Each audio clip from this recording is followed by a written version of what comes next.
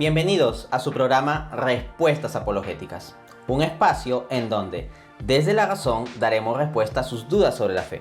Mi nombre es Dante Urbina, apologista católico, y bueno, voy a acompañarles en este viaje. Vamos a las preguntas.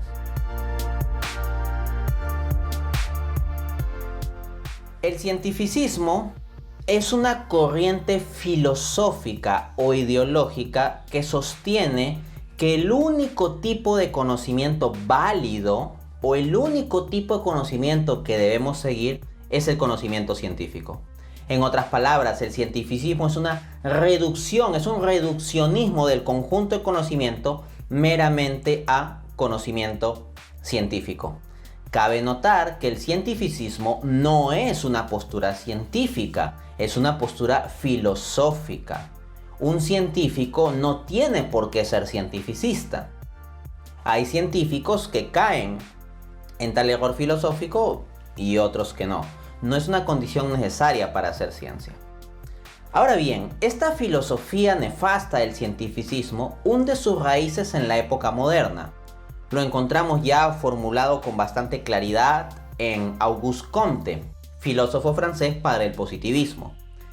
En su discurso sobre el espíritu positivo de 1844, parte 1, capítulo 1, numeral 2, apunta Comte, abro cita: todas nuestras especulaciones, cualesquiera, están sujetas inevitablemente, sea en el individuo, sea en la especie, a pasar sucesivamente por tres estadios teóricos distintos, que pueden ser calificados en las denominaciones habituales de teológico, metafísico y positivo. Esta es la teoría de los tres estadios de Comte. Según Comte, en la evolución de su conocimiento, la humanidad habría pasado por tres etapas. La primera etapa sería el estadio teológico, en el cual la humanidad tendría por centro a la noción de Dios y vería todo desde una perspectiva religiosa. Luego, según Comte, la humanidad evolucionaría dejando detrás eso arcaico de la religión para pasar a ver las cosas desde una perspectiva filosófica, metafísica, en términos de la razón especulativa. Entonces, para Comte, este estadio metafísico es más avanzado que el estadio teológico o religioso, pero sigue siendo imperfecto, porque al final de cuentas, el estadio final sería el positivo, en que, según apunta Comte, el ser humano se preocuparía solo de las cosas concretas, o sea, de lo que actual o potencialmente puede ver y tocar, de lo positivo, de lo palpable, de lo empírico, y todo lo demás de lo teológico y lo metafísico no sería más que cháchara especulativa. De hecho, así lo dice Comte en la misma obra, 1844, parte 1, capítulo 1, numeral 9, cuando apunta: se puede contemplar finalmente el estadio metafísico como una especie de enfermedad crónica, inherente por naturaleza a nuestra evolución mental, individual o colectiva, entre la infancia y la virilidad. Entonces, en el esquema de Comte, la infancia sería el pensamiento religioso, la virilidad o adultez de la humanidad sería el pensamiento científico, o más bien cientificista, porque él quiere reducir todo a esa instancia. Y el punto intermedio, esta niñez-adolescencia, fluctuante entre esa infancia y esa virilidad, sería el estadio metafísico, ¿no? Esta filosofía de reducir las cosas al conocimiento científico, plantear el conocimiento científico como necesariamente el más excelso, encuentra eco hasta nuestros días, siendo por ejemplo la postura de el que ha sido el filósofo ateo el científico ateo más sonado de los últimos tiempos, Stephen Hawking. Stephen Hawking, junto con Leonard Lodinov, en su libro El Gran Diseño, apunta: nos hemos hecho siempre una multitud de preguntas. ¿Cómo podemos comprender el mundo en que nos hallamos? ¿Cómo se comporta el universo? ¿Cuál es la naturaleza de la realidad? ¿De dónde viene todo lo que nos rodea? ¿Necesitó el universo de un creador? La mayoría de nosotros no pasa la mayor parte de su tiempo preocupándose por estas cuestiones, pero casi todos nos preocupamos por ellas en algún instante. Tradicionalmente esas son las cuestiones para la filosofía, pero la filosofía ha muerto. La filosofía no se ha mantenido al corriente de los desarrollos modernos de la ciencia, en particular de la física. Los científicos se han convertido en los portadores de la antorcha del descubrimiento en nuestra búsqueda del conocimiento. Eso es cientificismo puro y duro. O sea, Stephen Hawking está planteando como, la filosofía, no solo la religión, sino, la filosofía misma ha muerto y lo que está vivo para iluminarnos es la ciencia.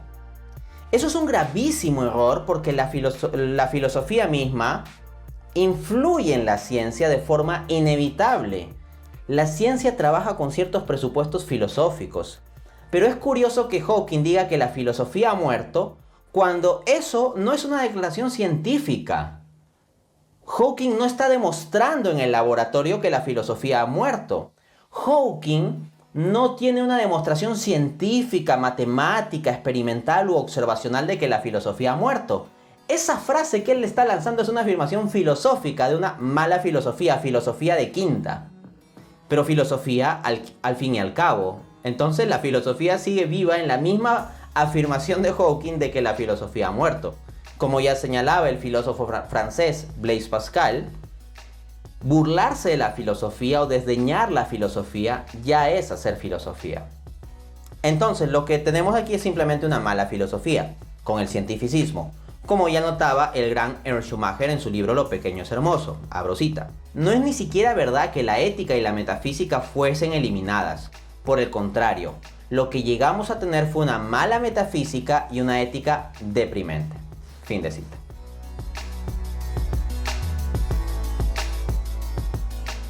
Vamos a atacar el corazón mismo del cientificismo, su propuesta central, la idea de que solo el conocimiento científico es válido.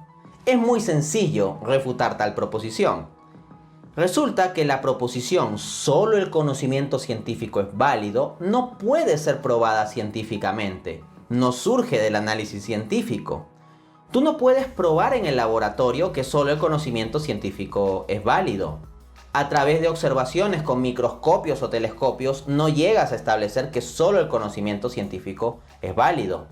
No hay una demostración matemática de que solo el conocimiento científico sea válido.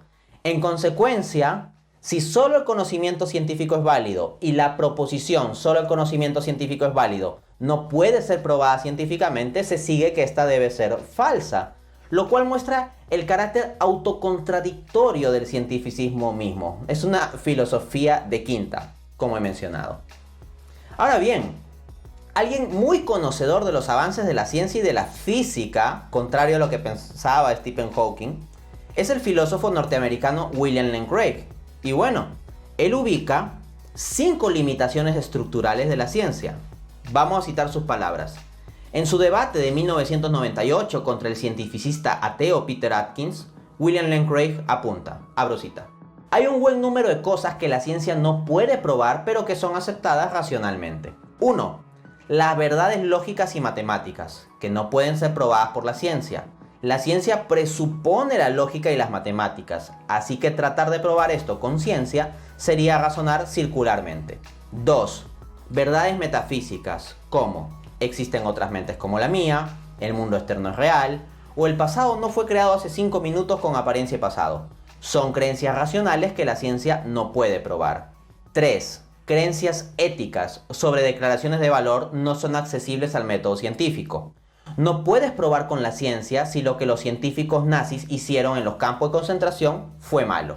4. Los juicios estéticos no son accesibles al método científico, porque tanto lo bello como lo bueno no pueden ser probados por la ciencia. 5. Y finalmente, notablemente, la ciencia misma. La ciencia no puede ser justificada por el método científico. La ciencia está permeada de muchos presupuestos. Tal vez a alguno ya se le ocurrirá replicar, oye, pero la ciencia, por ejemplo, puede establecer si es que las personas sienten dolor cuando son torturadas, puede monitorear eso y en consecuencia puede establecer que lo que hicieron los científicos nazis está mal. Pero eso es no entender la cuestión. Ciertamente la ciencia tiene mecanismos para monitorear el dolor, pero de allí al juicio, causar dolor arbitrariamente a seres humanos es malo, hay un puente que cruzar. Puedes establecer que hay dolor, pero la segunda proposición, que es propiamente el juicio moral, no llega a establecerse por el mero conocimiento científico. Tal vez alguno dirá, como hacía Luis Arbaiza en el debate que yo sostuve contra él sobre la existencia de Dios: oh, pero es que la ciencia encuentra que los parámetros de belleza, por ejemplo, se asocian a ciertas cuestiones de nuestro cerebro, como la búsqueda de simetría y cosas por el estilo. Ok, y lo único que has ubicado ahí es simplemente ciertos patrones que se suelen dar cuando nosotros identificamos algo que consideramos bello. Pero no explica si eso es en sí mismo bello o no. La cuestión de la belleza es algo más allá de meramente decir qué sucede en nuestro cerebro o en nuestros patrones de conducta para considerar algo bello, ¿correcto? Así que la ciencia tiene limitaciones estructurales. La ciencia no responde al problema del sentido de la vida. Tú puedes leerte entero el libro de Stephen Hawking de El Gran Diseño y no vas a encontrar ninguna solución científica al problema del sentido de la vida. Y es que la ciencia no se ocupa de eso, de esas cuestiones tan importantes. La ciencia nos da el cómo de las cosas, pero no el por qué. En nuestra sociedad actual, el cientificismo se ha posicionado mucho. Solemos ser relativistas respecto a lo moral, pero cuando se trata de lo científico, ahí sí como que, oh, es absoluto, la ciencia es absoluta, la ciencia es neutra, la ciencia es incontestable, etcétera, etcétera. Los epistemólogos, es decir, los filósofos de la ciencia, se reirían de la ingenuidad de la gente que piensa así.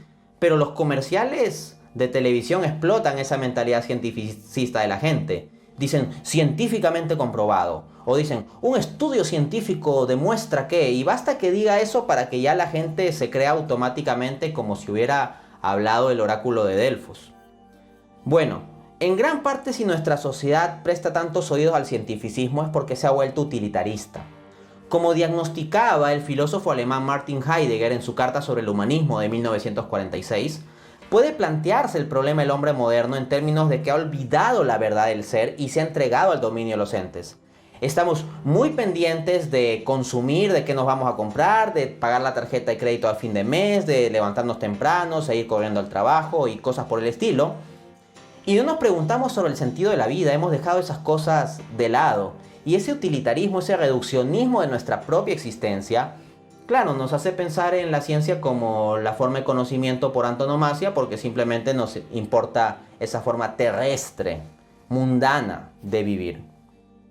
El propio Auguste Comte muestra esta conexión que estoy haciendo entre utilitarismo y cientificismo cuando escribe: el espíritu humano renuncia desde ahora a las investigaciones absolutas, que no convenían más que a su infancia, y circunscribe sus esfuerzos al dominio, desde entonces rápidamente progresivo, de la verdadera observación, única base posible de los conocimientos accesibles en verdad, adaptados sensatamente a nuestras necesidades reales.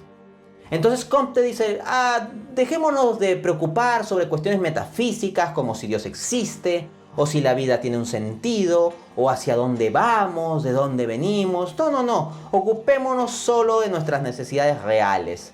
Y en la visión de Comte, necesidades reales al final de cuentas son necesidades materiales. Se termina reduciendo todo a una perspectiva materialista o epicúrea. Ernst Schumacher, autor del libro Lo pequeño es hermoso, nota la deprimente situación que esto deja. Abro cita: lo que aprendemos al estudiar una ciencia particular es de cualquier manera demasiado concreto y especializado en relación a nuestros propósitos más amplios. Por esto volvemos a las humanidades, para obtener una visión más clara de las ideas grandes y vitales. Tal proceso merecería ciertamente ser llamado educación. ¿Y qué es lo que obtenemos de este proceso en la actualidad? La visión de un mundo desolado, en el que no hay sentido ni finalidad, en el que la conciencia del hombre es solo un accidente cósmico desafortunado, en el que la angustia y la desesperación son las únicas realidades últimas. Efectivamente, el cientificismo nos deja con esto.